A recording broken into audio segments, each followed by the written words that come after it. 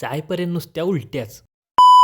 नाताळमुळे 3-4 दिवस सुट्ट्या होत्या. मग आप्पाचा फोन आला की या कोकणात. कोकणात जायचं म्हटल्यानंतर आदल्या दिवशीच गाडी आम्ही धुवून ठेवलेली. मग सकाळी लवकर उठून आम्ही पण झालो रेडी. मग जाताना पहिल्यांदा आम्ही गाडीची लेवल लावून घेतली आणि आम्ही धरला कोकणाचा मार्ग. पुढं पहिला स्टॉप आम्ही मलकापुरात घेतला आणि आमची पण लेवल आम्ही लावून घेतली. पुढं आंबा घाटातली असली दरी बघून आम्ही थांबलो फोटो काढायला. घाटातल्या असल्या वळणामुळे आमच्या आरूची लेवल सगळी बाहेरच पडली. आंबा घाटात चाललं होतं हायवेचं काम. मला तर वाटतंय आता थोड्या दिवसात आंबा घाटाला घाट म्हणाय पण लागणार नाही. घाट उतरून 1 तासाभरात आम्ही पोचलो आप्पाकडे.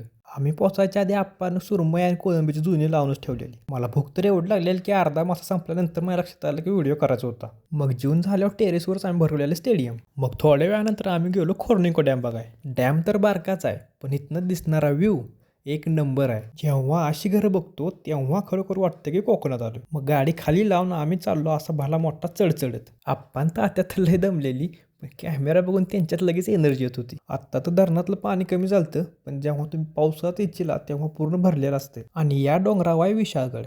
या डॅमवरनं विशाळगडाचा पूल पण दिसतोय. आमच्या आरू जरा तिथं रुसलेली. मग आम्ही दोघांनी तिला असं उचलू आणलं. डॅमवरनं तर सनसेट असला बाहेर दिसत होता का नाही, विषयच नाही. आता आम्ही जातो घरी कारण उद्या आपल्याला लवकर उठून जायचं गणपतपुळ्याला.